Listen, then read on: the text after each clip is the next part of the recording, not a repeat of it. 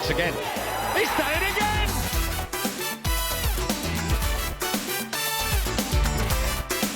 Here he goes, number 2, Julian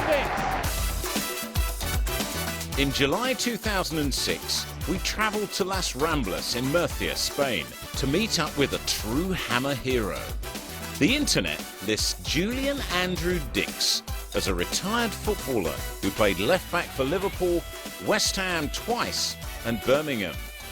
He was known as a hard man, a tough tackler, and was a regular penalty taker at all 3 of his clubs, his tough reputation earning him the nickname Terminator wherever he went. Julian Dicks, who scored twice this season from the penalty spot, and in it goes.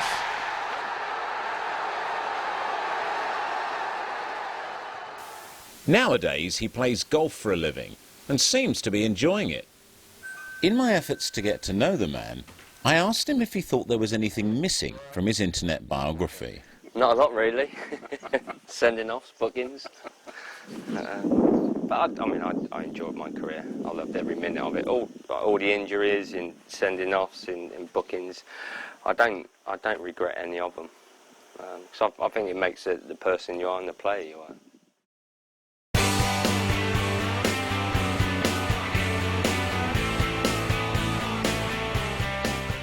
First of all, I was at Aston Villa.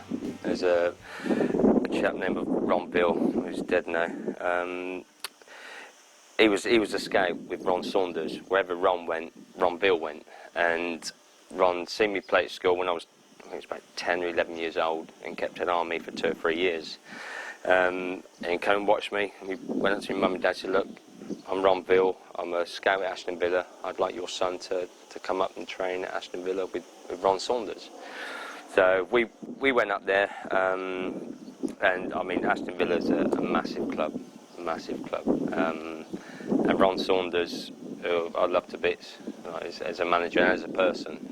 I got on really well with him, and I had a couple of trials up there, and he said, "Like, we'd like your son to sign schoolboy forms." Right, but we'd like him to live up here in Diggs. And how old were you then? I was 14, and I remember going to watch Birmingham beat Liverpool, and Graham Souness was playing at the time. I remember Graham going to watch that game, and I knew after that game that my life was going to change, because I left my mum and dad. They went in one car, I went in another car with the people I was living with, and that was it. I mean, I cried my eyes out, but it was probably the best thing I ever done, because I was getting in a bit of trouble back in Bristol, mixing with the wrong people. So it was the best thing I'd done, even though it was hard to do at the time. But your dad played football, didn't he, as well? So it was football in the family. Yeah, my dad played semi-pro for quite a number of clubs in Bristol. He could have had trials for Man United and a couple of other teams, but unfortunately they couldn't afford to do it. And so he had a good name in Bristol as a player and as a hard player as well. So what did he think about his 14-year-old son going off to play football? Well, the thing is, my dad never pressured me to play football. I mean, I look at kids now and their mum and dad are really pressuring them to play. My mum and dad never did. They said, "Look, if you want to go, you go. If you don't, you don't have to." And I thought about it, and I thought, no, I don't want to go, because I was 14. All I'd known is living with my mum and dad, living in Bristol, and I knew like the implications of what I had to do. And it was a hard decision, but I knew it was the right decision, because I went and lived in Diggs with Janet and Brian Rogers, with probably about 10 or 12 apprentices who were like 16, 17 at the time. Were they employed by the club? Yeah. And I had to go to school up there, which, I mean, I didn't like school anyway, and it was hard for me.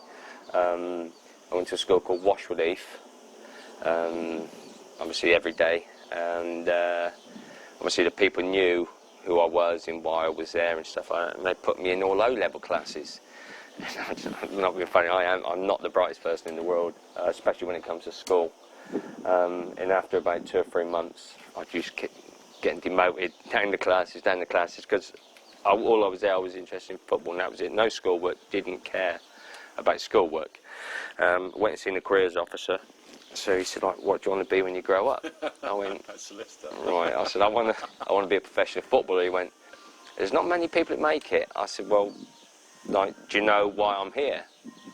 He went, yeah. I said, well, that tells you then that's what I want to do. I went, right. So I walked out. And that was it. Obviously, I played for the school. I remember I played for the school, Washwood Saturday morning. I used to jump on the train, go to Bristol. My dad used to pick me up. I used to play Saturday afternoon. I used to play Sunday morning and Sunday afternoon. Jump on the train, back to Birmingham, and then go to school. This is how you did your knee, isn't it? Well, the thing is probably playing 4 times in a weekend was hard. But the thing is, I was young. I love football. I still love playing football, and that's what I wouldn't change anything. If people turn around and say, right, if you played 1 game a weekend, you could still be playing football. I wouldn't change it because I love what I was doing and playing football. That's all I ever knew was playing football. So, how did it move from Villa to Birmingham? Well, Ron Saunders resigned even before I signed schoolboy forms at Villa. He resigned. And he said, right, you're coming with me. And that was it. And that was it. I went to Birmingham, and I said the rest is history, really.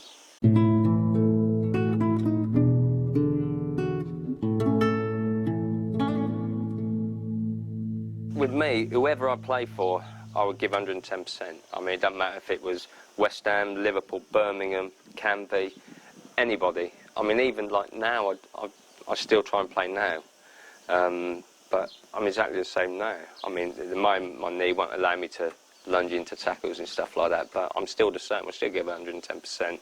And I think when I was playing, a lot of footballers were like that. It didn't matter. As long as they were playing football, that's all it mattered. And a lot of them, the majority of them give 110%. If you've got a good reputation with the supporters, like, you go back there and the supporters are magnificent. I mean, I'm talking like West Ham. I go back there and the supporters are absolutely magnificent. As I got in the side, I was doing well, so they kept me in there and what have you. And I remember playing left back. I think it might have been the second half. I was up and down that chicken run. And mate, that was scary. As a 17-year-old kid, it was scary. And the other thing I can remember is Billy Bonds elbowing Robert Hopkins and knocking 2 teeth out. Ooh. And I mean, obviously I heard of Billy Bonds and what have you and stuff like that. But I remember because Hoppy was Robert Hopkins. He was only small, but he was like a fiery character. And Billy just chinned him basically and knocked 2 teeth out. But going up and down that chicken run was scary. As a 17-year-old kid. When I was at Birmingham, we were always at the bottom, but that didn't bother me. As long as I was playing football, and that's all I cared about. 2 months before, Graham Souness come in. He was the manager of Glasgow Rangers. Come in. He's been a lot in your life, hasn't he? One way and another. He has, and he offered £350,000 to our chairman, who was, I think it was Ken Weldon at the time, scrap dealer, nice bloke, and he went, no, I'm not selling you. Then a couple of months later, John Lahr come in, obviously with West Ham, and offered 300,000, and he said I could go. So he's lost 50 grand in 2 months, which I didn't understand, and I still don't to this day. But I remember they said, like, West Ham were interested in signing you. Would you like to go? I went, well, yeah, of course I would, because West Ham were traditionally a footballing side, and I mean I've played under a few managers before I went to West Ham, and so John come down with Eddie Bailey and said, right, sat in the manager's office, said, right, I'm going to give you, at the time I was on £140 a week at Birmingham, which was a lot of money, and John Lahr come in and said, right, we're going to give you £650 a week. I think it was £100 appearance, and obviously the bonuses go in where you are in the league. I went, right, when I'll give you 5 minutes to think about it. Yeah. So, did you need 5 minutes? I didn't know, but I thought 5 minutes, yeah. So obviously I had to ring my ex-wife up and say, like, blah, blah, blah. and she was a Birmingham girl. So I went, I'm going, and that's it. So I went back in the office. It wasn't. Like, would you think I should go? I'm going. I'm going, yeah. The thing is, at the end of the day, you've gone. Birmingham to me was and still is a big club. And when I was there, they had great players and whatever, but they were never going anywhere. And I didn't even look to where West Ham were in the league. Didn't. Because if you did, you might have thought twice. Well, maybe, but I didn't. They said I didn't care. I was going to a big club. Yeah, with big players, and that was it. I didn't even take 5 minutes to think about it. It must have been like 3 or 4 minutes. I went, yeah, okay, I'm going, and that was it. George Paris breaking now. Brings in Dicks. Cotty wants it through. There's Cotty. Cotty gets it back. There's the shot. Oh, what a good save! And another save. What a good shot though from Dicks. I was a young lad. The thing is, I could go and like, buy a house because I was on like £650 a week. I could go and like buy a nice house, and I could go and buy myself a car, which was nice because I wasn't. I mean, I used to go to the Birmingham games on the bus, and I remember when I was back in Birmingham, I went and seen a chairman. I said, look. I'm getting on the bus, I'm getting abused by Villa fans. So yeah, I said, I need a car. I went there, right, okay. And he went, right, okay, I'll speak to somebody and get you a car. So I can't remember the chap's name, but he got me an FSO. Like Polonese FSO. And I thought, great, that's fine. Like, I mean, I didn't care. So he was getting this car and it was, but to be honest, it was. Car.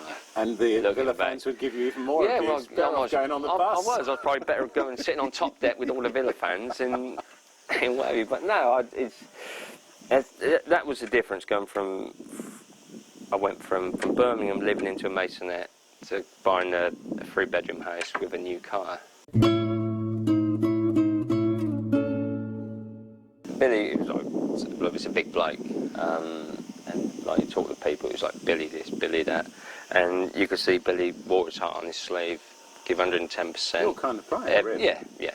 Every single game, 110%. Even like, as you say, went in there and West Ham wasn't doing very well, but you'd always see Billy running around like an absolute lunatic, kicking people and getting fired up. Going full count the other way. Bonds will claim that he made contact with that ball, but the referee thought otherwise, and has given the free kick. Bonds, I think, is arguing with the referee and might well get his name taken. He's another one. He wore his heart on his sleeve. That's why the fans love him. Did he have a word with you when you first came there? You know, as an older player to a player going out, finishing his career to one starting it? No, not really. And if he probably did, I would have probably told him to get lost. And that was probably why he didn't. Yeah, I would. Even at 19, I was set in my ways. I knew how to play football, obviously, from my dad and being with Ron Saunders and people like John Bond and people like that. It was, I knew how to play football.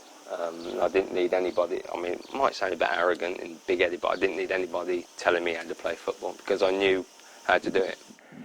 John Lyall, how important a man was he in your career as a whole, would you say? Obviously very important. I mean, I love John up there with Ron Saunders. I mean, I love Ron to death. But John Lyall, Ron was, dictator's probably a harsh word, but what Ron said, you done. And if you didn't, then you would know about it. He would be on your case. But with John Lyall, John said, right, do this, you would do it. You didn't have to be nasty, didn't have to like be aggressive. He said, like, Julian, do this. And you would do it. Because John, really. Yeah, I mean, John was very genuine. I can never remember him raising his voice at anybody. Like, and the times we were struggling at the bottom of the division, he'd come in at half-time at the end again. Never even raised his voice. Would have been Alex Ferguson, it would have been the old hairdryer. Well, it would be, yeah. I mean, obviously different managers have their different ways. I mean, say I played under like John Bond and Graham Souness and Ron Saunders. Everybody, they all have their different ways.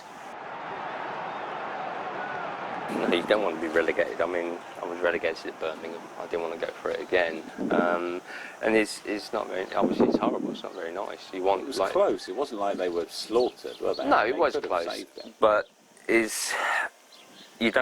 you want to play in the top division. You want to be a top player, you want to play in the top division. And that's the only way you can be a top player, is if you play in the top league. To get relegated is a horrible feeling, and it is not nice to go through that. Did you think for a moment, even for a second, well, I'm going to have to move on now, because your career had developed? It's an awkward one for Parks, but he kept his eye on the ball, and here's Ward. And now Ince. And Aston Villa have to turn and chase back, and Paul Ince goes on. Ward breaking to the right, but Ince shoots. Oh, it's a stunning goal! No one really got a challenge in on Paul Ince. The fans loved him. I mean, he's a great player for West Ham. Yeah, great player for West Ham. But then, obviously, like, all the repercussions that come from it, like you said, and that, like, for his playing career, he'd come to West Ham, he'd get absolutely abused. The thing is, I don't think he can even walk down the East End anymore. To the day he dies, he won't walk down there. Was that just bad advice, do you think? Yeah, from his agent. At the end of the day, if he'd have gone from West Ham to Man U the right way, the fans would have thought, right, okay, he's gone to like a massive club. He's done great for West Ham. It'd have been okay, but he was advised wrongly. But at the end of the day, he was an adult. He should have thought, well, hang on a minute, this is not right. But he didn't.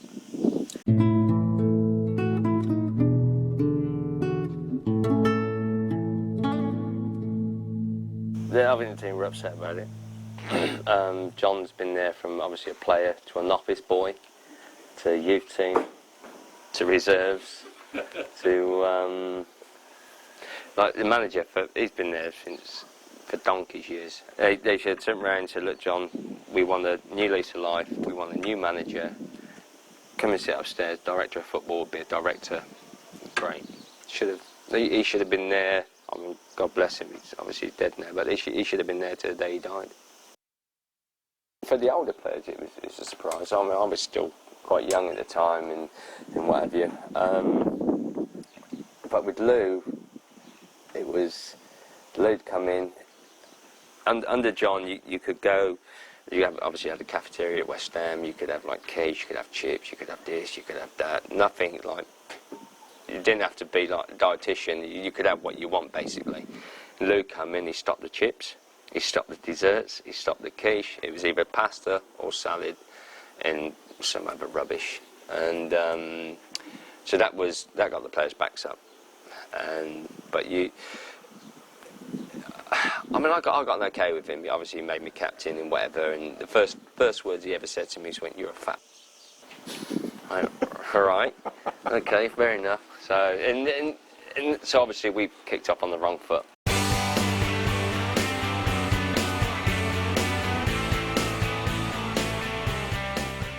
Lou, with all due respect to him, tried to calm me down, and he thought giving me the captain's armband would calm me down, because he wanted me to play for England.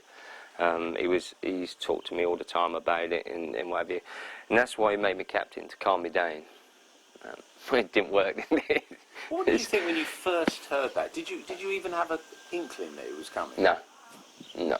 I think, if I can remember rightly, I think the game was on a Saturday. I think Lou told me probably on the Friday morning in training. He obviously already spoke to Alvin and said, look, Alv, like, I don't know what he said to him, but he probably thought, right, you're getting on in your career. I'm a new captain. I'll give it to Julian. And Alvin was fine about it. I mean, he wasn't nasty about it or anything else. And Lou, I think Lou told me on the Friday. Next day I was going to be captain. And what feeling? Great feeling. Youngest captain since Bobby Moore. Well, the thing is, I didn't know that until people told me many years later. I didn't know that, but to be captain of a great club was such an honour. Keane.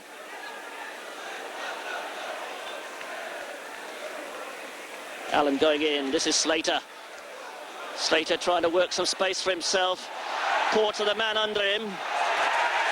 Claims of handball, and handball given as a penalty.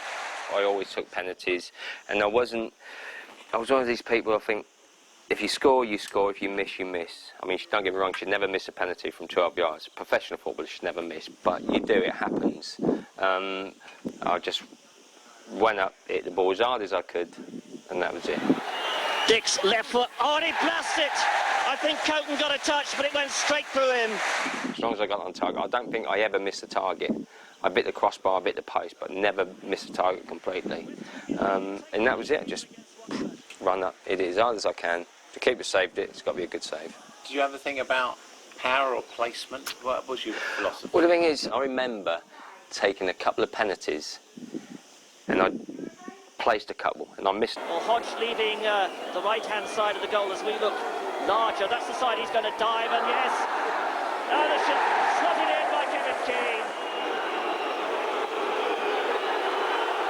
Oh, he's hit the crossbar. After that was just like bang, hit it as hard as I could, every time, hard as I could.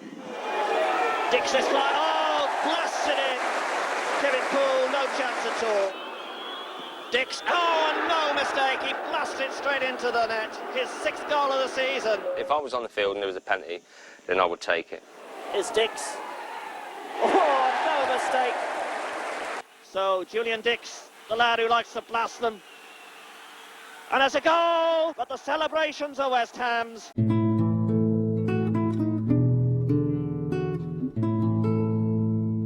The worst thing about Lou was he tried to come in and change West Ham's philosophy of playing football from as long as I can remember West Ham, and he just wanted a long ball. And the thing is, I can't play football like that. I mean, I play football the way it should be played, with the ball on the ground, or you get a quality pass and things like that. But you just can't get a ball and just smash it upfield. To me, that's not football. I mean, Wimbledon done it for a number of years and they were successful. But with the players we had at West Ham, you couldn't do that. It's here for Slater. Back to Dicks. He hit it with his right foot. Oh, what a goal from Julian Dicks! What a shot from Dicks! This time with the right foot. We went to Swindon. Lou wasn't on the coach and he didn't turn up for the game. You knew that? We knew, yeah, we knew. But I think on the Sunday, come out in one of the tabloids what he had done. I mean, I didn't know what he had done. You hear rumours and whatever, but you don't know what's gone on and stuff like that. And that was it, really.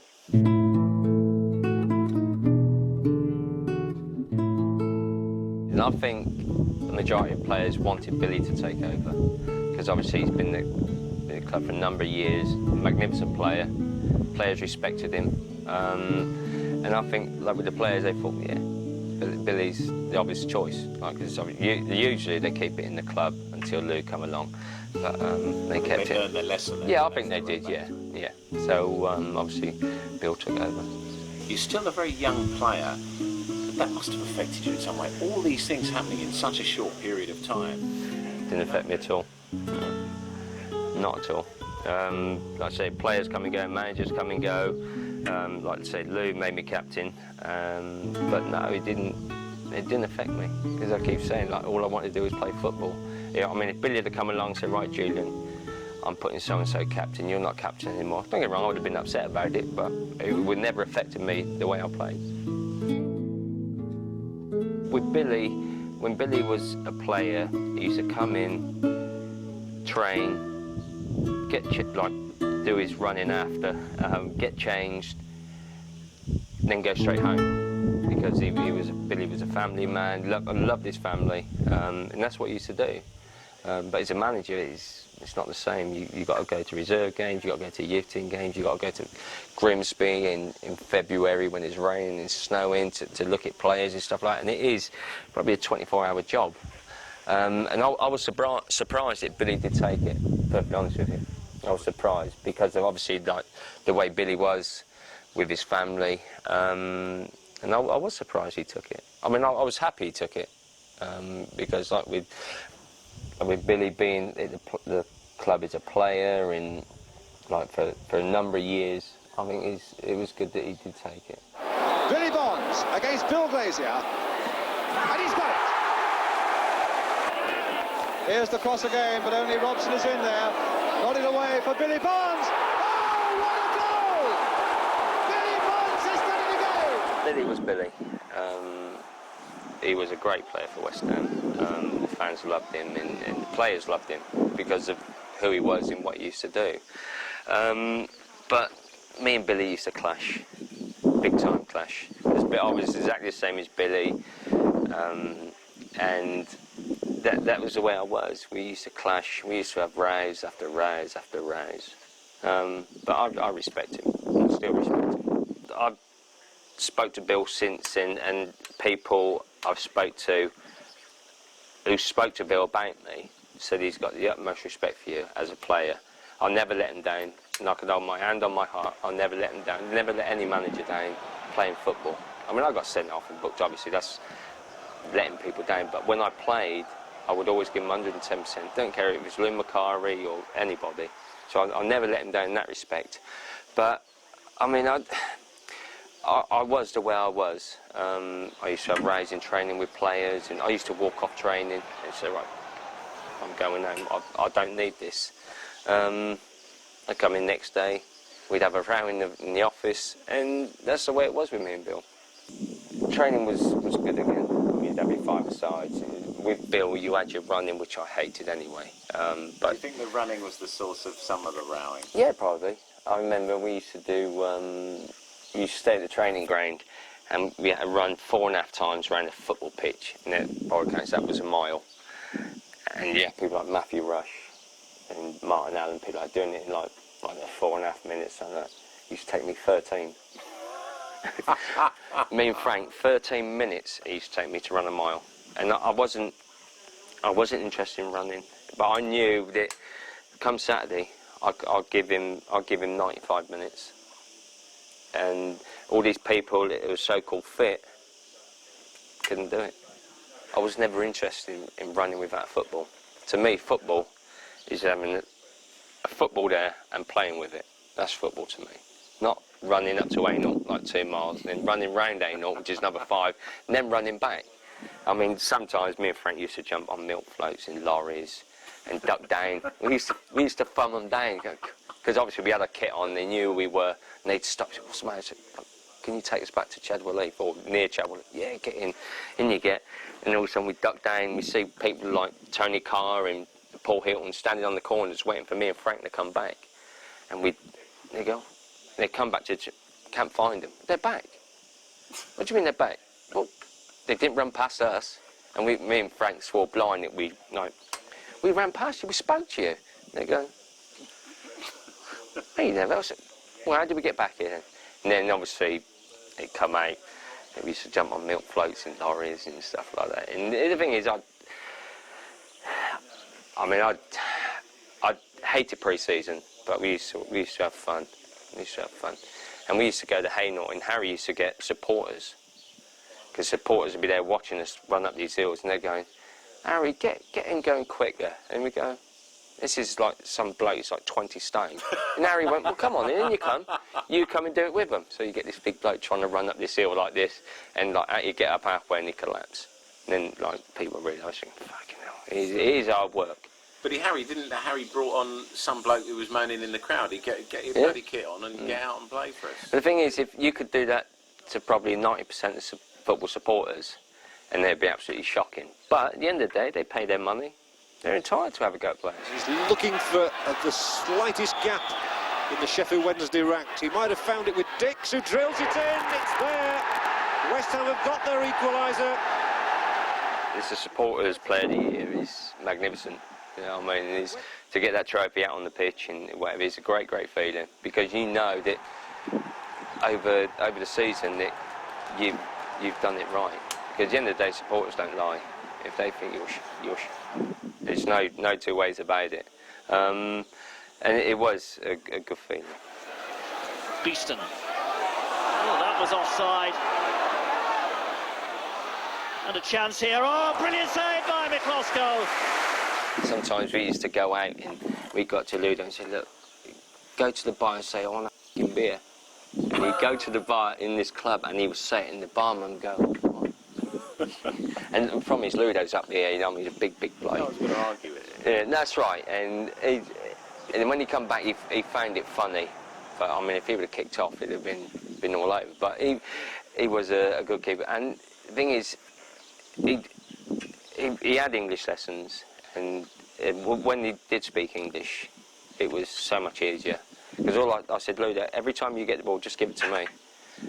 Pick the ball up, give it to me. That's it, full stop. Don't give it to Tim, don't give it to Alvin, don't give it to me. And every time, if you go like the games that you watch it, every time he gets the ball, he just chucks it to me all the time. Because that's what I said. Just give. West Ham started playing down the left side. It all came from this one thing. I said, Ludo, just give me the ball. Just give me the ball. And that was it. I mean, we had a great understanding. And he was a great keeper for West Ham. Dicks. Cut out by Moran. Pinched by Bishop. Bishop going through a chance for the shot. Oh, and he scored! A brilliant shot from Ian Bishop. To be honest, I never really heard of Bish. I knew they were at Man City. But Bish was a playmaker. He wasn't aggressive or anything, but he could get the ball and he could work his way through like little openings and stuff like that. And Trevor was a good centre forward. He was big and he was strong. He would get you like 4 or 5 penalties a year. Trevor would. It's not for Morley to chase. Can he hold up his man? Is that a penalty? It is! And I don't think there was any doubt whatsoever. Johnny Brown, it's a lovely header looking for Morley, but Mungle gets it back. What can Nixon do? He's taking him down. It's another penalty! Unbelievable stuff! Unbelievable stuff! And it's Morley again! When I first went there, you had TC up front, who's another magnificent player for West Ham, but when he used to get the ball left back, couldn't see TC, he's just so small. The thing is, it was nice to have like, a big player up there. You could get the ball and go, right, I can see Trevor, and you can like, put the ball into him. They used to have a surgeon who was a club surgeon at the time. I went and seen him and went under the knife with him. As I come out of anaesthetic, he said, oh, I've done your cartilage. I took your cartilage out. So I thought, okay, I mean, don't get me wrong, I don't know about surgery or whatever. He said, but you've torn your posterior, your lateral, and your meniscus ligaments. But I left them because they're an old injury. So, well, okay, fair enough, you're a surgeon, you know what you're doing. So I come back after about 6 or 7 weeks because I thought it was my cartilage. And I played, can't remember which team I played in my first comeback game. I lasted, I think it might have been Palace, but I lasted about 10 minutes if I was lucky. And he just went. This time we had a new physio, John Green. And I come off, and it wasn't painful, but my knee had locked in whatever. And John said, there's more to it than that. It's not right. It's not right at all. So I went and seen Billy. My knee was like a balloon. Went and seen Billy. I said, Bill, I don't give a flying monkey's who he is. I am not going back to see him. I want to go and see somebody else. So John Green, the physio at West Ham, said, look, there's a chap in my lane called John King. We go and see him. Right, Bill said, but you can't do that. I said, Bill, I'll pay for it myself. I said, I don't care. He says, my career, I'll go and see who I want. So I went and seen John King. So he's like, done all this stuff with my knee. And I was 22 at the time, and he turned around to me and went, you're f***ed. And that's the last thing I wanted to hear. Yeah, and that is exactly how he said it. He's very blunt, very direct, and that's what he said to me. I thought, no, I don't need this. He went, 50-50 if you ever play again. Now I'm 22 years old, and that's all I've ever known is football. And I was like, I felt sick. And so he went, right. Did he tell you why? Did he give you all the details? He said, your ligaments are gone. He said that they're knackered. He says a reconstruction. And it's when I was 22, reconstructions are very few and far between. If you, like, a few years earlier, if it had happened, they'd have gone, well, no, you're finished. But I had a 50-50, so, I mean, that was nice to hear that, but to turn around and say, well, you you might never play again. I was like, and I felt physically, I felt sick. And I sat in the office and I spoke to him and whatever, and booked an appointment to go in to have an arthroscope, which is like a camera in the knee. And I went in, like, had it done, and he said, yeah, this is what's wrong with you. And he reconstructed it. He said, you're going to be out for 14 months. He said, but, touch wood, you might play again. What was the problem? What had actually gone on? You shouldn't have had your cartilage out. No, nothing to do with the cartilage. Nothing. So the thing is, it's like he done the operation. He reconstructed my knee, and I went and seen him every week. Or I used to go to Harley Street. He used to have some machine up there I used to go on, and the old boy Charlie, I don't know if you remember him, security guard, old boy, lovely old boy, used to take me up there in the Fiesta, and we nearly, I mean, he's dead now, God bless him. We nearly had so many crashes on the way up to Harley Street. You go from Chadwell Heath to Harley Street, driving up there. That's a tough journey. Oh, it was, especially in the Fiesta. And like, so we've gone up there, and Charlie used to take me up every week. But I had a row with Billy before that, because Billy told me to get on the tube. A pair of crutches, big brace on my leg. He said, go on the tube. And I went, no, I'm not going on the tube. I said, they're packed. He said, well, and what it was, I ordered a taxi from Billericay. So yeah, come and get the club's account, come and get me from Billericay, take me all the way to Harley Street, take me all the way to Billericay. You only had to do that once. Yeah, oh yeah, that was it. It was about 220 quid. So I got in the next day, Bill went, what's this? I said, what's taxi? Take me to, I can't do that. You'd have to get on the tube. I said, but you've got to be joking. I said, I'm on crutches, I've got a big brace on. How the hell am I going to get on the tube? Well, you can't do that. I said, well, you'll have to sort something out, because there's no way I'm going on the tube. I can't. I said, what you should do, get me an automatic car so I can drive. Can't do that. Do it for you, you've got to do it for everybody. I said, how many people in this club is shattered their knee? You know, 1, 2. Oh, well, there you go. It didn't, I mean, we spot like Dagenham Motors was down the road, because easily got a car. So he said, I can't do that for you. So the next thing was for Charlie to take me up there. And we Did he volunteer, or did you twist his arm? No, I mean, Bill spoke to him, so like, do you mind taking Julian up there and whatever? And he went, no, of course, he's a lovely old boy. And so he used to take me up there, and I said, Charlie, you can stop off here, mate, I want a kebab. So he stopped off, get a kebab, take me up there. He used to go on the machine, come back, and we used to get like fish and chips and whatever and stuff like that. And it was hard, because you're in the car for 2 hours. I mean, I got my brace on, and I mean, it wasn't a car that I could stretch out. It's like a little Fiesta and stuff like that. It was hard. But, I mean, he's such a laugh with Charlie. He used to have a crash every time we go up there. And that was it, really. I used to go up there for about a year. I used to go up there. Plus, obviously, doing stuff with John Green at West Ham and stuff like that. So How many times a week would you go there? at least once, twice a week. Every week for a year. That must have been hard. And but John Green, he'd really saved your career in a way once he'd had a look at it. Yeah, John Green, John King. If it hadn't been for them two, then I wouldn't have been playing for another 7 or 8 years.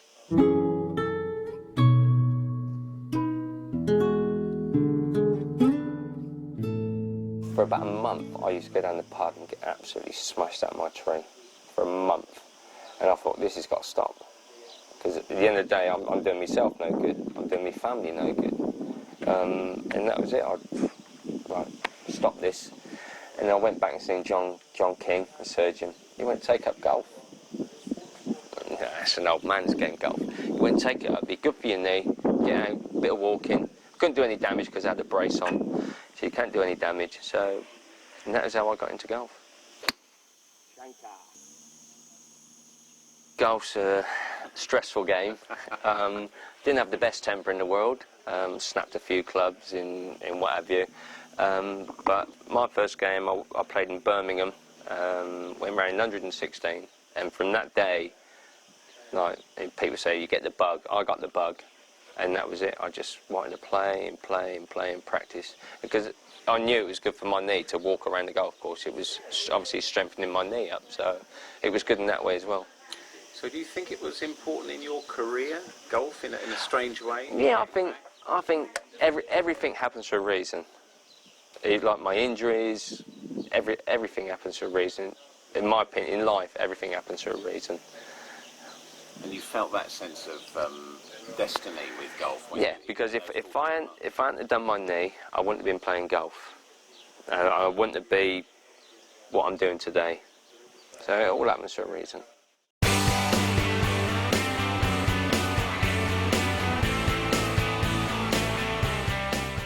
I remember going out there after about 7 or 8 months, still had the brace on my knee, and get involved in 5-a-sides. And obviously, like, the other players are a bit wary of, like... You can get Lou McCurry coming back. No.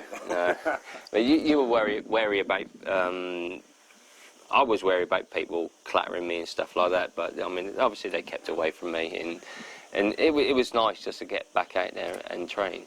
I played, I think it was 2 or 3 reserve games, to obviously get my fitness back up and whatever. And I remember going in the office to Billy and said, "Bill, I'm ready." And he went, "No, you're not." I went, "Bill, I'm ready." He went, "No, you're not." I went, "Bill, I'm ready." And he went, "No, Julian, give it like 2 or 3. I don't want to rush you back." I went, "Okay, but Bill, if you want me, I'm here and I'll play." He said, "Right, okay." And I think that was on a Wednesday or a Thursday. On the Friday, one of the players, someone got injured, and he came up to me and said, "Are you ready?" I went, "Bill, I'm ready." So I went back in. I wasn't sub. I went straight back into the side, and I think Bish was captain then. And Bish was captain. Reception. Yeah, I did. Yeah. And I remember, it was my fault that Sheffield United scored. And I remember when, like, a penalty come along, and when I wasn't playing, Mike Small was taking the penalties. So I said, yeah, he scored loads of goals. And I remember he was going to take it. I went, "No, it's my mate." Before? No. But the thing is, it's like, I could have been off for like 5 years. If I'd have went back, that's my ball. I'm taking the penalty. So I got the ball and scored a goal. He didn't argue then? No, he didn't argue. I mean, at the end of the day, I mean, I was a penalty taker of the club, and that was it. And I got the ball, and I thought, right, I'll give the goal away. So I thought, right, make amends, score a penalty, and that's it. Scored a penalty, and feeling was magnificent. And Rush goes up. Matthew Rush, only his second first-team start this season, has put West Ham ahead. Clinical corner. Look at that for a jump. Rush goes up again. Almost identical goal to the first one. His marker was nowhere.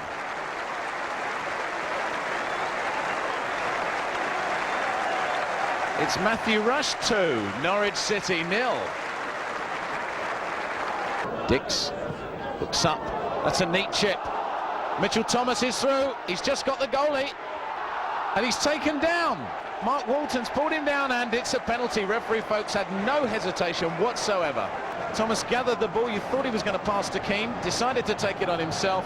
And Mark Walton pulled him down. Penalty kick.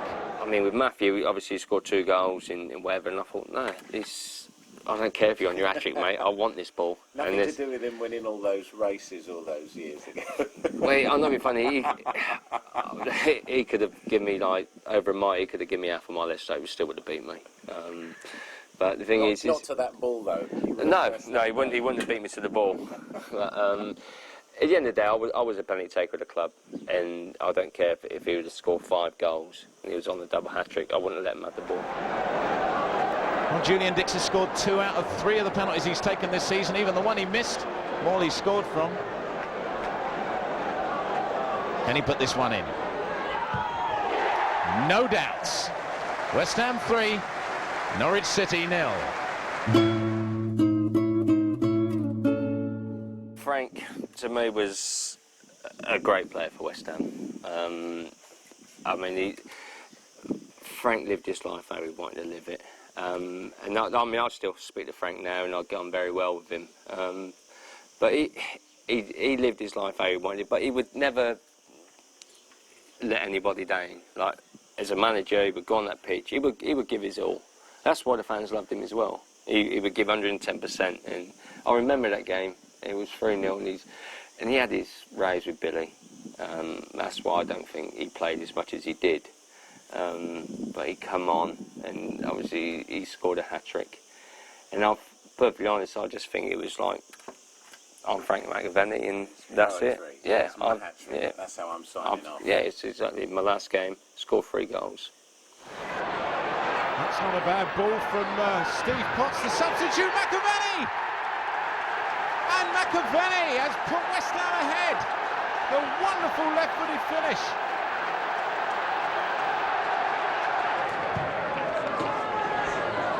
Mike Small, that's unselfish. McAvenny's second. Klosko. That's a good throw to the West Ham captain, Dicks. It's a long ball, and he's found McAvenny again. Is his hat-trick? What a brilliant move from West Ham. The throw out from Klosko. Dicks collected, through to McAvenny. That's the hat-trick, and his last game for West Ham ends with a firecracker. I think it was about 20-odd games I think I played, and to get Hammer of the Year was surprising, to say the least. I don't want to sound big-headed, but I think it was the case of who I was and what I meant to the fans and stuff like that. They didn't get rid of me sooner rather than later. But it was the way I was. I couldn't change the way I was. I mean, so many managers have tried to change me. And they I say didn't succeed, but they couldn't change me. Because it's the same as Wayne Rooney. I mean, if you change him, he's not going to be the player he is. You're talking something out of his soul, really. Well, yeah, he's an aggressive centre forward. He's a young lad, but he's an aggressive centre forward, and that's the way he plays his football. Now, if you take his aggression out of him, he won't be the same player. You get all these people on telly saying, "No, you should do this, you should do that." It's bollocks, absolute bollocks. Let's just leave him alone. He's a young lad. At the end of the day, he makes his mistakes. He's going to make mistakes. We all make mistakes, but he is going to be that way throughout his career, regardless of what people say to him. And then gives it away. Birch almost has Julian Dicks in trouble, and might still have him in trouble. Now then, there's going to be an incident here. I could see it coming. I could see it coming. And Julian Dicks is in big trouble here. I can remember it was Paul Birch and Steve Ball. I can remember Billy running up the line towards me. And at the end of the day, it wasn't... I didn't want to hurt people. I wasn't one of these people who would go out and break somebody's leg and stuff like that. I was an aggressive player, and I wanted to win at all costs. And at times when you see people not caring, like players not caring and just going through the motions, it used to wind me up. And perhaps that had a lot to do with it. But there were certain people that you thought, oh, I don't like you. And you thought, right, you're going to get it today. And the only one I regret is elbowing Fran's car. Battling all the way for it. Potts doing well. Dicks still got to get out of trouble down there. And Julian Dicks putting Fran's car on the deck. The referee's reached for his book, and that could spell trouble for Dicks.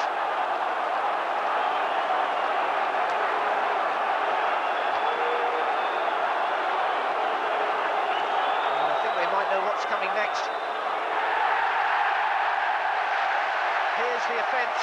There was the elbow on Fran's car. It was quite clear. And while we were watching that replay, the red card was out. And Julian Dicks is off. I knew I was going to do it. And I couldn't stop myself. Which, to me, is... I knew there was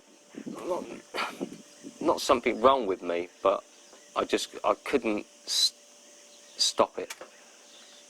And that's the only thing I really regret in my career. And it's the red card. It's the red card to the West Ham captain, Julian Dicks.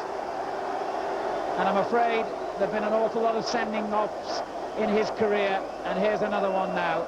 When you're suspended, you're obviously still going in train. At West Ham, you at home games, you had to go and sit there and watch. And where would you sit? I was sitting in the dugout. I didn't like to. If it was me, I'd rather keep your head down, just sit at home. through it. Yeah, I wouldn't go and watch. I don't like watching football. But in Liverpool, even though I wasn't suspended, but I did have an operation in Liverpool, you haven't got to go to the games. So, which suited me, not going to the games. But, I mean, I had so long out at West Ham, like 2 major operations. You're looking like over 3 years. Yeah. But I never used to like watching football. You lost your money, and obviously it's not just money, it's like appearance money and bonuses and stuff like that. I mean, you're talking about them 3 sending-offs in the space of like 20 games. I mean, I had no wages for a month and a half. It was all gone. But it didn't bother me. Money wasn't an issue to me. It was just the way I play football.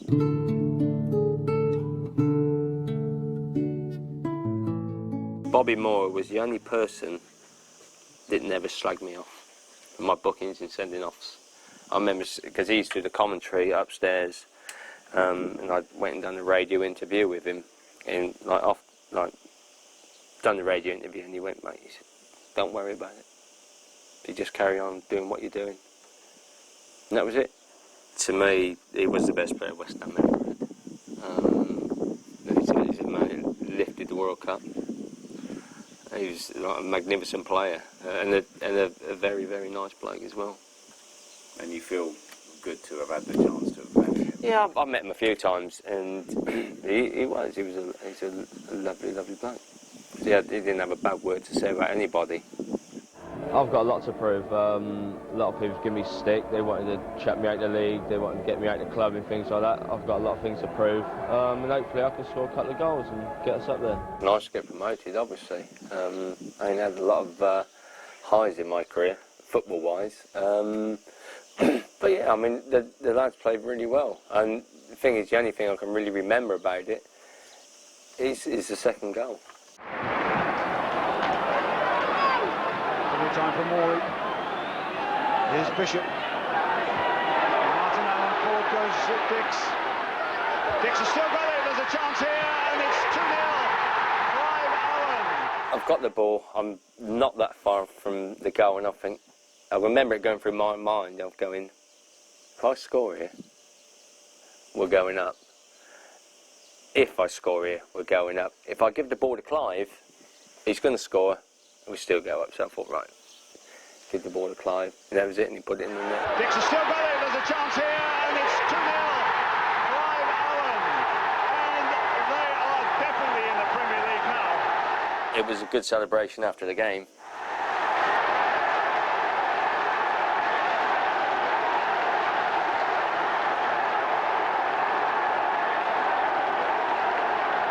I remember Harry coming in saying, like, we can, if you want to move to Liverpool, then I can get you to move. You know, I thought, right, so obviously something's not right. So I think that was on the Wednesday. On the Thursday, I went up there with Rachel, my agent, and on the Friday I signed. And it happened that quick. So within 3 days of you being a West Ham player, you're a Liverpool player, yeah. And you played at that very weekend. I did. The thing is, it was Graham Souness, he tell Mike Marsh and David Burrows that he didn't want them. They were going to West Ham and I was coming there. And I think it was David Burrows didn't want to leave. And the thing is with Graham is, when he wants you to go, you go. At the end of the day, you're persuaded to go, and then I went up there, and that was it. Is Liverpool light years different to West Ham? Not really, no. It's a bigger club. Obviously, they've got international class players, so it makes a big difference for me. And obviously, there's not so much pressure on me. You fitted in quite well. They've looked after you well, have they? Yeah, they're a good bunch of lads. When you think of Liverpool, you think of league trophies, European Cups, FA Cups, you think of everything. They've achieved everything. And it is a massive, massive club. And you go through their team. I mean, you have Bruce in goal, You had Stevie Nicol, you had Mark Wright, you had John Barnes, you had Ian Rush, Ronnie Whelan. I mean, you had so many good players there, even though it was later on in their career. And when I went there, I went out there on the Thursday, met Graham in the Haydock Thistle Hotel. He said, tomorrow you have a medical and we sort your contract out and we go from there. So you're thinking a bloody niche sorts of well, the thing is, I did, yeah, I did. And you think, well, my knee and what have you, and passed the medical, sort my contract out, and that was it, signed. And said, well, you're playing tomorrow, playing Everton, and that's it. And here comes Ruddock. Oh, it's been turned in at the far post. And it's Ian Rush again. Ian Rush. Oh, the Liverpool supporters salute the goal. And against the run of play, Julian Dicks takes the free kick. The key player here is Neil Ruddock. He comes in between two defenders and gets the header past the keeper, and Rush only had to tap that over the line. Tees it up for Clough, who in turn tees it up for McManaman, who trips over the ball. Now teed up for Dicks, and he finishes off in spectacular style. Well, there were 3 or 4 players that could have had a shot, but none could have done better than that. They've been locked in the bottom 3 for long periods. It's taken quickly here. Rush getting through. He's looking for a penalty, and it's given. Moncal's challenge, and it's the 3rd penalty of the night. Again, Rush gets the right side of him, and it's a clumsy tackle more than anything. Certainly catches Ian Rush. And the referee wants it on the spot. This is interesting because Fowler and Mulby have been taking the penalties this season for Liverpool. This is Dicks with his first, maybe, and he's drilled it through Betten, who nearly stopped it to make it 4-1. Julian Dicks scores. 1-0. Cool as you like. Right down the middle, almost. Roy Evans and Ronnie Moran were under Graham. I had no problems with either of them. Not major problems anyway. Obviously they've done training different ways and what have you. But no, I didn't think there'd be any problems. And I remember season was over, played the last 8 games under Roy Evans. Season was over, and it was in the papers that Roy Evans didn't fancy me as a player and wanted to get rid of me and blah blah blah. So I think I was flying out to Cyprus, and he was in the airport. So I went up to him and I said, what's all this in the paper? He went, don't believe any of it. He said, you're part of my side. So I thought, right, okay, fair enough. So I've gone back to pre-season, and still all in the papers. We had about 3 or 4 days back after pre-season, and the lads were going. Now we played Bolton in a pre-season friendly. We got beat 4-1. We got beat 4-1. But Bolton have already been back like a week and a half. So okay, we got beat 4-1. After the game, we had to go at Mark Wright, and didn't say nothing to me. So next day in the papers, it was like Julian Dicks, overweight, unfit. Right, okay. So I went in the office and said, like, what's all this about? And we had a chat about it, and that's what he thought about me. So right, okay. And about a few days later, we were going to Germany. So he'd actually told a journalist that was. Yeah, he didn't say nothing to me after the game. He told journalists, and it was in the papers and what have you. And he didn't deny it, but he didn't say he said it. You know what I mean? And a couple of days later, the team were flying out to Germany. So I said, like, to Ronnie around, when have I got to bring my passport? And he went, well, you got to speak to the manager. So right, okay, here we go. And went and seen Roy Evans. I said, like, when do you want me to? He said, you're not going. I said, I'm not going. He said, well, you're unfit and overweight. I said, we've only been back 4 or 5 days. He said, right. He went, no, you're not going. I went, right, okay. So they've gone to Germany, and I'm training like with the reserves and people hadn't gone and whatever. And he come back. I wasn't involved in any pre-season friendlies with the first team, and obviously I knew the writing was on the wall. So he said, right, you train with the kids. And I went, no, I'm not training with the kids. And I used to go home. I used to get in training about 10:15. I used to live half an hour away. By 11 o'clock, I'd be home. So, And that was the way it went for a number of months. Played in the reserves. I mean, I didn't train for about 2 months, but I was still... Affect your fitness? I was okay, because as long as I had the ball at my feet, I was all right. I could get by. In the games, you're still going to be all right. Yeah, I was okay. And you know, then I found out that West Ham were interested.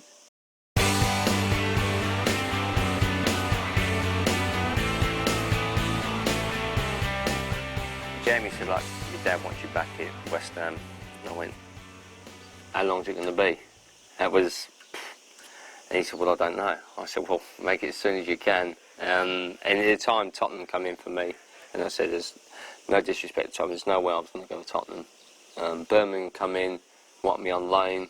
And I didn't want to go on loan. I wanted to be at a club and settle down and what have you. And I remember playing Liverpool reserves against Everton reserves, and TC was playing for Everton, and he went, I'm going back to West Ham this week. And I went, oh no. And he said, I hear you're coming back as well. I said, well, I hope so, yeah. I'm just waiting for the nod, and that'll be it. So he's back, you're back. It's almost like happy times again. Yeah, it was nice to go back. He came back, and again, I was the one who brought him back. No one else wanted him to come back. The rest of the coaching, everybody around went, are you mad bringing him back? I don't think the dinner lady even wanted to see him again, you know? But we brought him back for like next to nothing. They ended up giving him away, and we took him back. And since he's been back, he's been absolutely fantastic. He's the most talented player you could ever wish to see. He trains hard, he leads by example, and he's a completely different, and there's not a better left back in the country than Dixie. He's a fantastic player. I knew Harry, obviously, because he was there with Billy and whatever. And the thing with Harry is, to me, his coaching was good, training was good, and it was fun, it was exciting, and it wasn't like, let's run here, there and everywhere. It was all about football, which I liked. I knew the place, I knew the players, I knew the manager, and best of all, I knew what the supporters were like. So, you're back at West Ham, and you returned on the 22nd of October and played against Southampton. Not for the first time coming back against Southampton. Uh-huh. And was it just like you'd never been away? Yeah, because I got booked. And when I went to Liverpool, 28 games at Liverpool, got booked once. As soon as I come back to West Ham, I got booked first game. So you've equalled your entire booking career at Liverpool within one game. But that's the thing. I think if you're at a big club like Liverpool, your Man U's, you get away with more than you do when you're with your likes of your West Hams. Because we were playing the five-a-side, well, probably 10-a-side, whatever, on a small pitch, and all it was just a block tackle. That's it, just a block tackle like that. And I got the ball, carried on, and we scored, like five-a-side, and Simon was still on the floor. And the thing is, physio come out, and it's like, we carried on with the five-a-side. Didn't think nothing, didn't hear no break or what have you. Went in after, and they said, like, he's broke his leg. But I mean, he's just one of them things. And you read in the papers that I've done this to him, I've done that to him, and it wasn't the case. I mean, it was. How do you stop that affecting you? I mean, if I know I go in for a 50-50 tackle, the guy breaks his leg, it's an accident, and the next day all the papers are slagging me off. I don't know how I could not be upset. The thing is the papers have slagged me off since I was 17 years old because of the way I played. And the thing is, you get used to it, you get immune to it. When I was 17, it was not upsetting, but you think, hang on a minute, that's not right. But as time goes on, you think, yeah, right. And I haven't bought paper for about 6 years now. But it's just one of the things. If it was malicious and stuff, I can understand it. The paper's going, hang on a minute, this is Julian Dicks, this is what he does and stuff like that. I can understand that, but it wasn't. It was just a block tackle. Unfortunately, he broke his leg. Yeah, I think when you come to a new club, I think what you want to do is go out and sort of show people what you can do, you know, and why the club's possibly brought you. And unfortunately, that was taken away from me. But you know, saying that, you know, everything since then has gone quite well. He's had about 3 or 4 days training, and it just happened. It was just one of them things, and unfortunately, he broke his leg, and that was it. That was his career over. West Ham have the corner. It's hit far post. It's in now.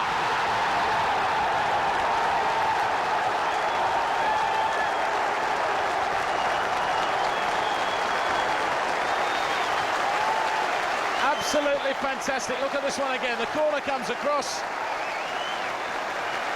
And I'm taking away the credit from Bilic, in fact. He scored one on Wednesday and he scored another. Slaven Bilic. Fabulous goal. Slaven was quality. Slaven was a very, very good defender. And he was comfortable on the ball. And he, as a full-back, you know, if you've got 2 centre-halves like Slaven and Mark behind you, you know he's going to be comfortable. But Slaven was a quality player. And handy for a crafty snout at half-time. Yeah, we used to have a cigarette at half-time in the toilet and stuff like that. Just imagine, you think this huge Upton Park, this huge ground, these 2 top footballers nipping out to the loo. Well, the thing is, we used to come in at half-time and you'd sit down, have a drink, sit down, and the manager would like say what he's got to say and whatever. Then like, it was only 15 minutes long, the break, so he'd have a rant and rave for about 10 minutes. And right, go to the toilet. Go in your pocket, get a fag out. And me and Slav used to go in the toilets and have a cigarette. And basically, it's things we used to do. I mean, like nowadays, they'd never get away with it nowadays. So. They'd have smoke alarms in the loo. Well, they probably would, yeah.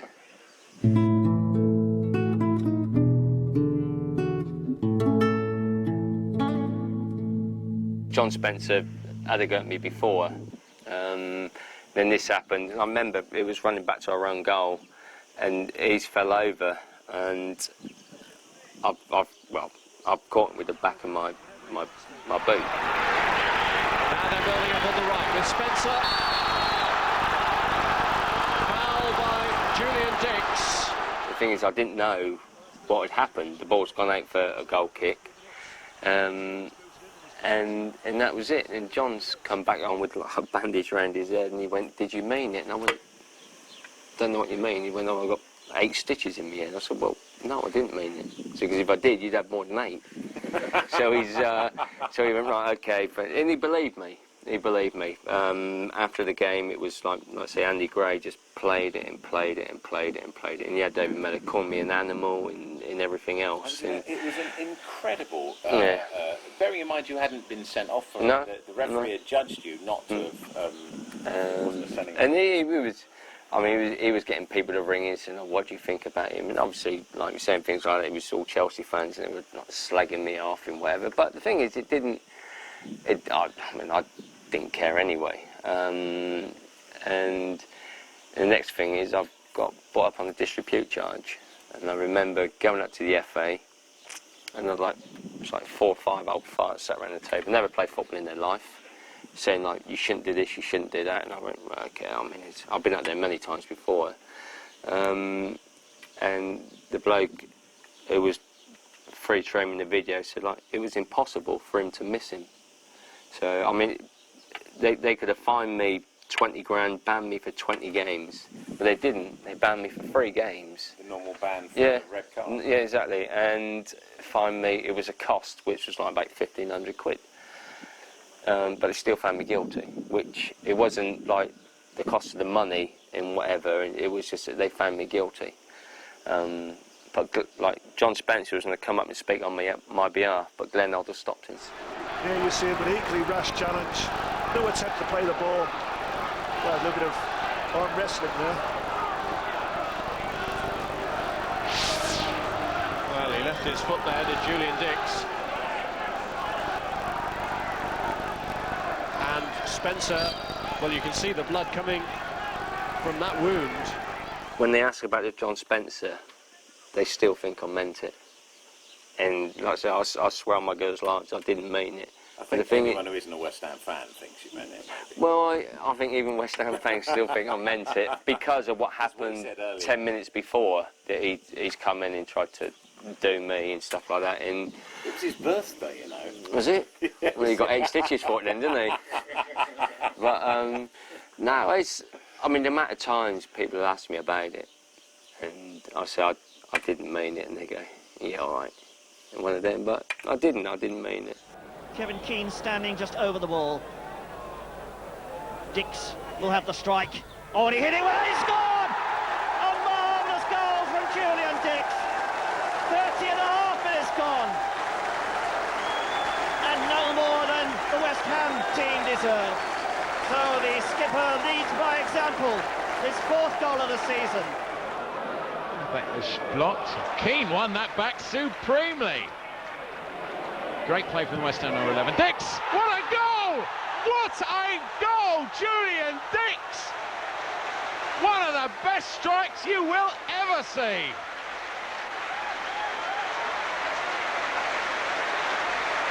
Pick that one out. Well, that's a nice touch from Downey that's released Hughes. And Hughes is looking for, what, a shot or a pass? Now it probably needs to be a pass. He just for a moment had a shooting opportunity, but here comes Dicks, and that's a shooting opportunity. And what a shooting opportunity! Julian Dicks.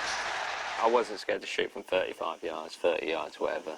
At the end of the day, it's just one of the things I just like doing. I love scoring goals. I used to love shooting from distance. Practice at Chapel Heath. Right? Yeah, I mean, the thing is like we used to be in for 10:15. I would be there at 9:15, 9:30. I get one of the young lads, stick him in goal, and just hit shots after shots after shots.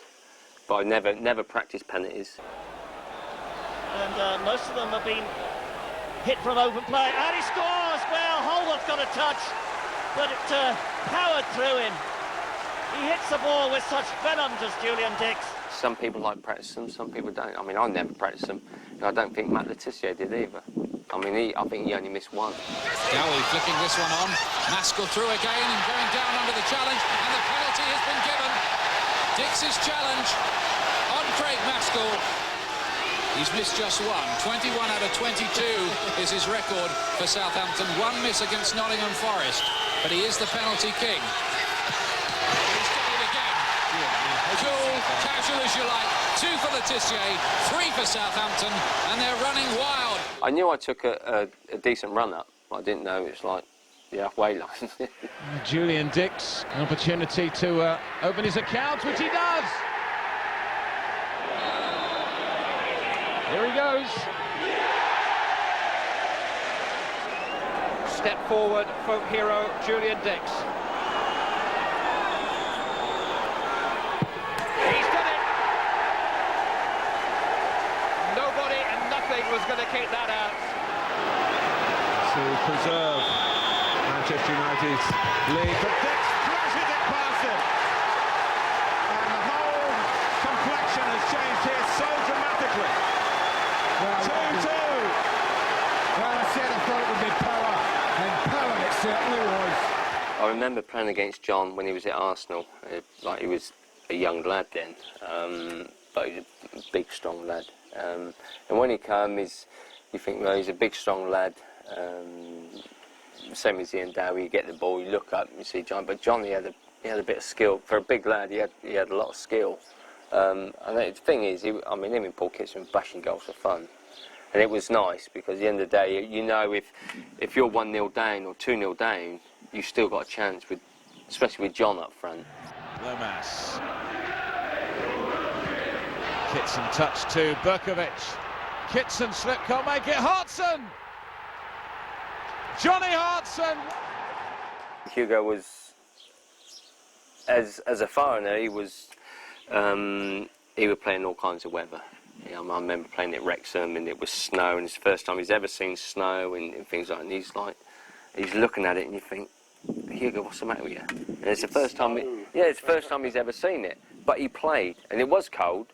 I mean, you get like some of the English guys like having long sleeves on and whatever, but it was cold. But he played, and a few of them never. But he played, and to players you think, well, yeah, at least he's got a little bit about him, and he was a skillful player.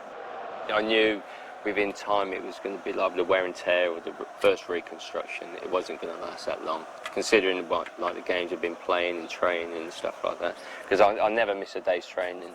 I used to love training, apart from running. But I used to train every day and used to play every game I could and what have you.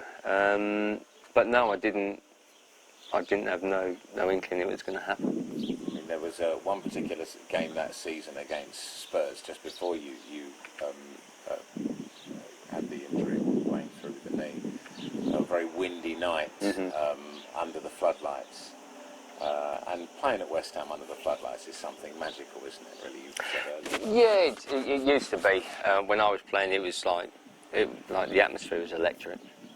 Such good evenings. And that night, I mean, one of your finest performances in the West Ham shirt, I personally think, when it was a real to and fro battle against Spurs, all the perfect teams to be against. Yeah. Oh, I mean, it's always nice to beat Tottenham.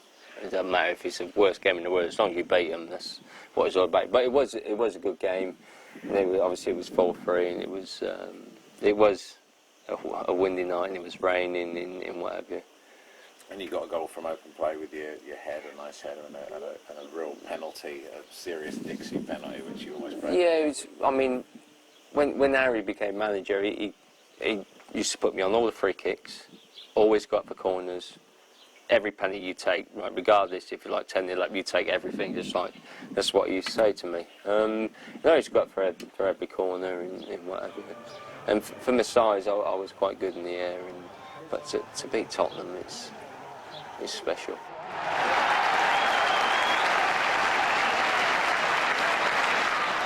Dicks making the overlap here. That's good play by West Ham. He thundered the cross in as well. Cleared by Howells to Anderton.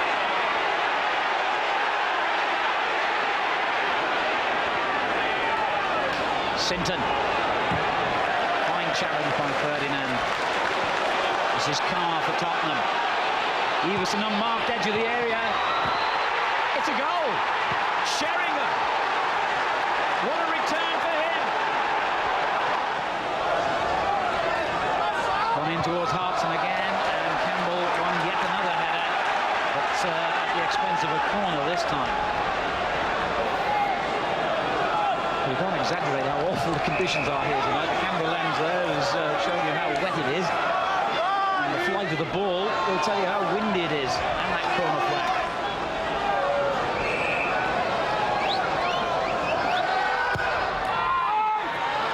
Dicks with a header. He's done it again. Is it any wonder he is the fans' biggest hero? Well, great header from West Ham's point of view, but for Spurs, awful marking. Everson, I think he was the one who was elected to pick up Dicks. He's unlucky there because he falls. Dicks, free header. Once again, a very, very accurate header. Completely unmarked, directs the header into the far corner. Nobody on the post. He's top scorer. He's a defender, but he's still top scorer with 6 goals. And that one has brought West Ham level. When it looked as though they were in real disarray. A goal can change the course of a game so dramatically. And now suddenly it's West Ham looking dangerous. And they could easily have had a second. Walker must have got a fingertip to that. And also the defender's challenges Hughes hit it. Would have deflected it. Good play that from Hartson. Nice little ball from Kitson. Threads it through to Hughes. Hits it out with his left foot and a wonderful save from Walker. Certainly did get a fingertip to it, Alan. Otherwise, that was going to just nestle underneath the crossbar. Absolutely, it was a tremendous save when you see it again. Dicks going in again here, and Walker has pushed the ball into his own net. Although Kitson might claim it, it looked a combination of Kitson, the goalkeeper, and a gale force wind. But no one at West Ham cares. They're in front. Oh, for me, it was definitely Kitson. The ball holds up in the wind. Walker tries to get a punch. Yes. He can't quite get to it. Easy header, this one for Kitson. 3 goals, 3 headers. And what a dramatic turnaround here. West Ham a goal down and looking in all kinds of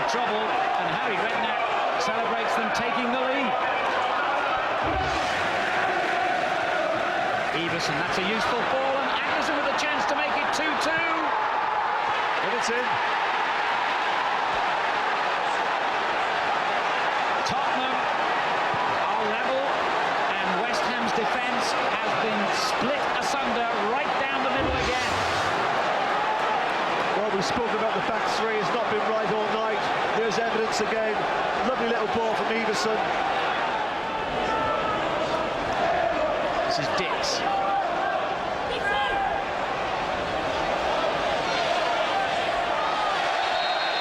And Dicks wins the free kick.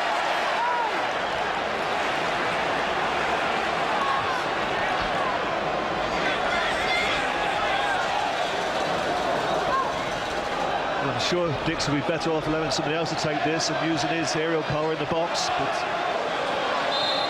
well, they need him in every part of the field, really, don't they?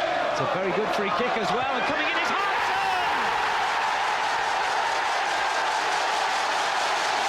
And suddenly, £7 million is beginning to look money well spent. One for Kitson, one for Hodgson. West Ham lead. And when you can cross the ball with that position like Dicks did, no wonder he didn't win the box. It was absolutely inch perfect onto the head of Hodgson. He's still got a lot to do. I'm sure Spurs will look to Campbell. He may have used his strength to hold off Hodgson, but Hodgson was stronger. He got in front of Campbell. He gets his first goal for West Ham. Everson. That's a good ball, Sheringham. Oh, that's a brilliant goal. What a superb finish that was by Howells. He just picked it out and found the corner of the net with total accuracy. And we do have another goal, and it's 3-3. Who knows how this one is going to finish? Kitson's header on is a good one. Hartson battling away for the ball. Carl's played it back into his own area. Hartson goes down this time. It is a penalty. No hesitation by Mr. Willard. And Hartson hit the deck. Howells, who'd escaped one penalty appeal minutes earlier, doesn't escape this time. Well, I said some 5 minutes ago that Mr. Willard looked long and hard about the other penalty. Didn't get it. On this occasion, same player again involved, Howells. On this occasion, he gives the penalty. And on this occasion, I'm not totally sure it was. I thought he'd won the ball cleanly, but maybe West Ham will decide that justice has been done. And Julian Dicks rarely misses. He won't hit it softly. That's the only thing you can be sure of. A thunderous penalty by Julian Dicks. Jeff Hurst used to hammer them in with delight at that end. He'd have been proud of that kick. Walker comprehensively beaten, and West Ham are back in the lead.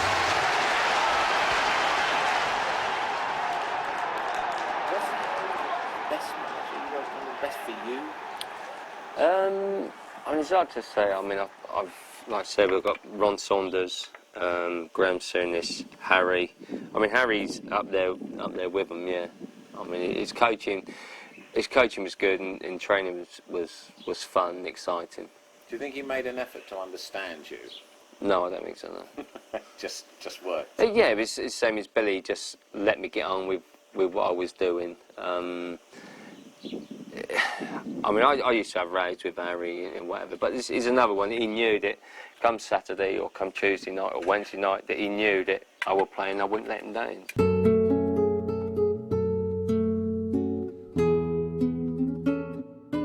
I'd done my knee, went and see my surgeon. Obviously, I come back with John Green, the physio, and just sit down with Barry and say, right, this is what it is. And my surgeon said, right, you've got a 1 in 100 to play again. All right, okay. And this time, obviously, I'm a lot older and whatever, and I think, well, still felt the same, still felt sick. My surgeon said, look, if you have this, you can end up a cripple. Simple as that. Not even a case of whether or not you play football. So no two ways about it. Later on in life, you'll end up a cripple. So I spoke to John Green, and I said, look, and my surgeon said, look, Julian, he said, I don't want to do this operation. He said, like, there is a bloke in Alabama, in Birmingham, Alabama. He said, there's all the American footballers, there's all the baseball players. So obviously he's clued up to more what to do. Going, right. So I went over there to see him, like a 13-hour flight. It was like overnight. It wouldn't pay for my accommodation for like a couple of nights. It was overnight. And I remember they got me flight. I said, "Is it first class?" And he went, "No." He said, "If you want first class, you pay for it yourself." So with your knees, you're bunched up in economy. Yeah, 13 hours. So I went over there with John Green, physio, and went and seen Jim Cannon, his name was. Went and seen him, and he went, had a look at it, obviously messed about with it. He went, "Yeah, I'll do an operation for you." And he said like 1 in 10. He said like, if you're lucky. So I went, right, that's a chance. I'll take it. So this Jim Cannon and my surgeon John King knew each other, so they got on the phone to each other and blah blah. So this Jim Cannon said, right, this is what you do to his knee. So I went and seen John King, and I had to sign a consent form to say like if it goes wrong. If I drop dead, Yeah, exactly. If it goes wrong, you don't hold me responsible, which I wouldn't anyway, because he'd done my first major knee operation, give me like another 7 years. Yeah. So I signed it in whatever, and he'd done my operation, and I was coming around out of anaesthetic, and he was like, John King was very blunt. So he's obviously coming out of anaesthetic, and he's coming. He went, "You're not dead yet, then?" Just coming out of anaesthetic, I'm going, "That's all I need." So it went well, he said, but the thing is, you got to really build it up a lot more than you did the last one. So I think I was out for months and months and months. Yeah, and it was hard, but because of the one before, I could get by in things. You always have that thought at the back of your mind.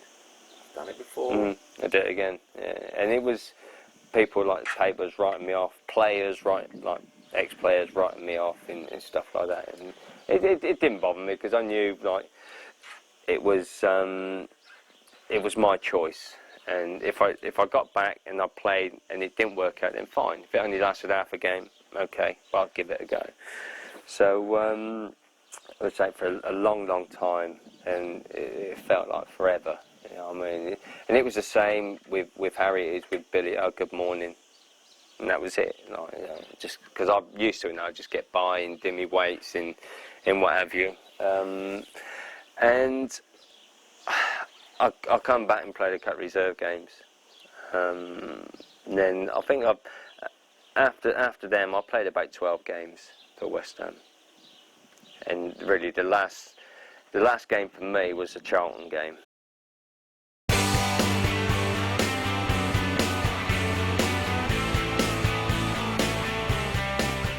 I felt fine. In the day, I said I'd come back from my first injury, and I was 14 stone. But I knew I could last 90 minutes. I had no problems about lasting 90 minutes.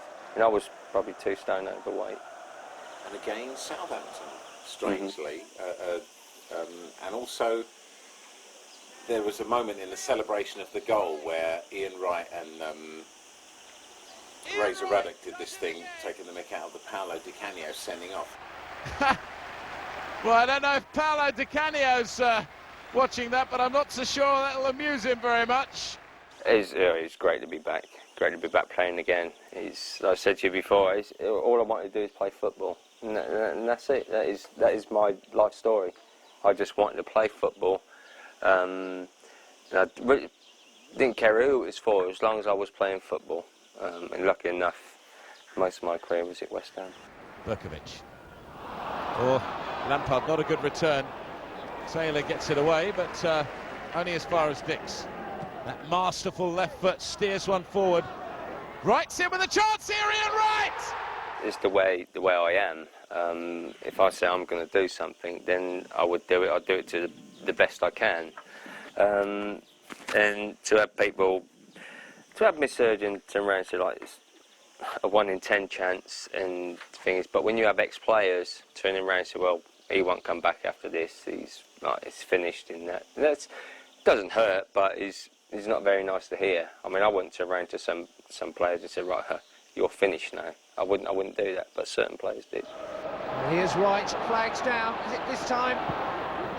It just had to be. With Wrighty was obviously been the top quality striker, and to have him at West Ham was good, because at the end of the day, whatever kind of day you've had, he would always come in and he would always be bubbly.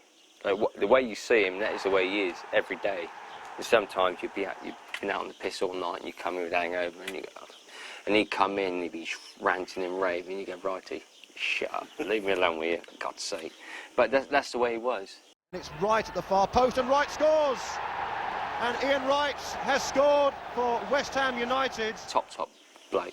You've had a few to-dos with him over the time when he'd been at Arsenal with penalties and things like that. Yeah, I have. I mean, but the thing is if I'm playing for West Ham against anybody, it could be my brother, could be my dad, could be my nan. I would try and kick shit out of all of them. But after the game, you turn around and say, I'll write it on good game or whatever, and have a drink with them. To me, that's the way it should be. All the to-dos I've had with Dennis Wise, and I met him at the Masters over the weekend, and we had a drink, we had a chat, and that's what I was doing, and that's what he was doing. Did he remember how you... Yeah. When I seen him, he said, I'm not playing against you, I'm going over there, you stay there.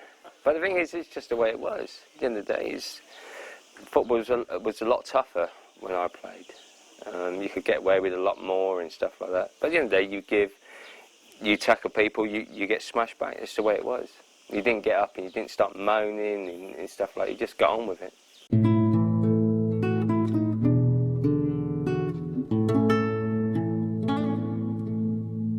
Joe had all the ability in the world. I mean, all the bit, like, give him a ball, he would, like, dazzle you. And I remember we had a training session once, and there was, like, defenders and the attackers. And Harry would give the ball to the attackers, and they'd beat us and score a goal. I come up against Joe Cole. And Joe was about 17, I don't know, 16, 17. And he's gone like that and gone like that, and I've, like, scored a goal. And next thing he's come up against me the second time, and he's pushed his ball a little bit too far in front of him, and I smashed him as hard as I could. So they took him off, and we went in the physio room, and Harry's gone, Julian, what are you doing? I went, well, what do you want me to do? I said, he took the piss first time, there's no way he's doing it the second time. And that was it. But Joe, as I've said, if he had a bit of aggression, he'd be absolutely superb. And personally, I think he's more aggressive than he was. He's getting there. Yeah, he's getting there. And to be fair, as he's gone to Chelsea over the last year or two, he has shone, and he's getting better and better. And he's still a young lad. I mean, he's got, like, give him a ball, and he would frighten you, absolutely frighten you. Berkovic with a little bit of space and a little time in the midfield here. Neat for Lomas, and now Ian Wright. Oh, West Ham have got three blokes clear. Berkovic had to be, absolutely had to be. Charlton looked for the flag wasn't forthcoming. Ian Wright was away, and he had Hartson and Berkovic to choose from. Razor was in the team, and Harry wanted to play with three at the back, and on the Friday he told me I was playing left wing back, which I wasn't happy about, because even when I was playing, I never played left wing back. When I was a left back, I could get up and down with the ball, not a problem. But when you, like, as a left wing back, he wants you to, if the player's going down on the right, you got to go up and down, up and down, up and down, and it just wasn't me. And from that game, I knew the writing was on the wall. 3 minutes for play. Hunt's in, chance for Hunt. He shoots. Oh, it's there! I had a bad game. I didn't have to be told. I knew I had a bad game, and you had Mills come in the paper after ranting and raving and all that rubbish and what have you. But I had a bad game. Come in on the Monday. I think playing Newcastle on the following Saturday or Wednesday or whatever, and Harry went, I'll take you up to the B sub. I come up Newcastle, sit on the bench, and I went, Harry, you've got no chance. There's no way I'm sitting on the bench when you've got players out there that don't give a flying monkeys of, like, what club they're at or what shirt they're wearing. I said, there's no chance, I'm not doing that. And that was it, really. That was it. They come up with a settlement figure, which we were both happy with, got me testimonial, and that was it. I don't know where this goal is going to come from. Yeah, it was, I don't know, 20 yards out, 25 yards, just hit it really. I mean, it must have bobbled, I don't know, 15, 20 times in one in. Just 3 minutes to go. Julian Dicks. He can hit him. Oh, and he's got in! And Dicks is West Ham's saviour. My last game is obviously not nice to get beat, but at the end of the day, with Arsenal, you're used to getting beat. They had a pretty good side. They did, yeah, they did. That's some good players, and obviously a good side. So Bergkamp is just strolling through the defence, and he's scored! Dennis Bergkamp puts Arsenal in front. Harler's in plenty of space. They come across to Overmars. Great save by Hislop, but Overmars hits in the rebound. And it's 2 for Arsenal. The West Ham defence really at 6s and 7s. It would have been nice to go out on a high, but unfortunately it didn't happen. But that's life, as they say. Dicks hasn't had a bad game, but so he wasn't able to make the challenge on Bergkamp when he scored. Everybody's falling over now. And Arsenal break well. Oh dear, oh dear. Anelka's onside here. But he's flanked by Pearce, and Ferdinand is back now. Oh, he's gone round him! Oh, that's a brilliant goal! How did he make the space? I know I've said it before and people say, well, that can't be true, but I didn't care about playing for England. It really didn't bother me. Don't get me wrong, it would have been nice. It would have been nice to win the FA Cup and win the league and stuff, but it didn't bother me. I mean, in my career, I've got no trophies to show from it, apart from obviously Player of the Year and stuff like that, but no major anything. I say I was at Liverpool for 9 months, like a massive club. You think if you're going to win anything, it would have been there, but it hasn't bothered me. You did score the last goal in front of the Kop, though. I did. I think it was against Ipswich, I think. I think we drew 1-1 that game, I'm not sure. But that's a major thing. That's well, it is. It is. I mean, you get Ian Rush scoring 300 odd goals for Liverpool and whatever, and I was the last one to score in front of the Kop, which is nice. It would go down in the record books, and it was good. Hutchison's taken it well. He's got past Whelan, and then he tumbles under the efforts of Whelan, and it's a penalty to Liverpool. Julian Dicks scores 1-0. Cool as you like. Right down the middle, almost. I earned decent money out of football, but then I got divorced. Lost a lot of money in my divorce. And perfectly honest, all I had was my pension. And me and Andrew decided to buy a pub. We bought a pub for about 3.5 years. We worked hard at it and earned decent money out of it. But then decided to move to Spain. As you can see now, I mean, the sunshine is absolutely baking. And it's just a great life. And your second sport, would you call it your second sport or your first sport now, golf? Second sport, yeah. You've got this marvellous golf course right out in your back garden almost. You can go out and play any day you like. But what's happening with the golf? Because obviously that's you're moving to a new area for it. It is. I mean, I want to get back onto the Peugeot Tour, which it is in Spain. I'm having one lesson a week. I'll practice every day, play twice a week, practicing as much as I can, and hopefully within 2 or 3 months I can go back on the Peugeot Tour and start playing golf. What got you out here to Spain, first of all? Probably just the quality of life. With my knee back home, for about 10 months of the year I was in agony with my knee. Obviously with the damp weather and everything else, and the only thing I can have now is a knee operation, like a knee replacement. And if I go private, they would do it, but it probably only lasts 10 years if I'm lucky. And the thing is, I'm 37 now, so I don't want to go every 10 years. I don't want to keep having knee operations. So if you're in a warm climate, it's only going to maybe bother you a few weeks a year? Yeah, I mean, it's a lot easier out here on my knee. I don't wake up in the morning trying to struggle to get up the stairs and stuff like that. I mean, it is a lot easier. And obviously the weather is the major factor. So when you get 300 days of sunshine, it's nice. It's not anything to moan about, is it? No, it's not. And on the golf, as you say, you've got the Peugeot to aim at. How's your golf career for a lot of West Ham fans who aren't completely aware of where things have gone for you? How has that been developing over the years since you first took it up? Well, I went on the Euro Pro Tour back home, and mentally I wasn't prepared for it. I mean, I had lessons off Dennis Pugh, who teaches Montgomery, and Frank Nobilo and people like that. But mentally I wasn't prepared for it. But now I'm a bit older, I've got a better swing, and mentally I'm more prepared. But at the end of the day, it's the same as everything. It takes time. When you start playing it takes time to bed it in and stuff like that. But I'm optimistic that I can do well at it. Play off scratch. I mean, you're no second-class player. No, but the thing is, it's like from a scratch golfer to be like a good pro golfer. It's like you're talking probably another 3 or 4 shots. I mean, I can go around in level par, but an average pro golfer is like 1 or 2 under. But once you start going up the scale to people like Darren Clark and people like that, they're shooting 64, 65s, and so you're looking like 7 shots, and that's a big difference.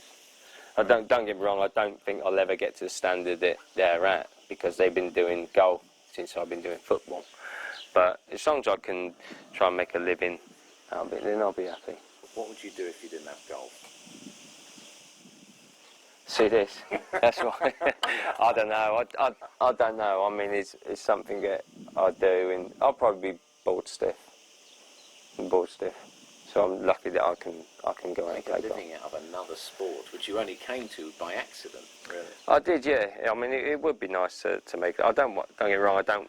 It'd be nice to like beat people like Tiger and obviously Darren Clark and people like that. But as I said, I won't get to the standards they're at. I mean, I'm not stupid, you know what I mean? The thing is, if I can like earn a living, just a living to get by, it'd be nice.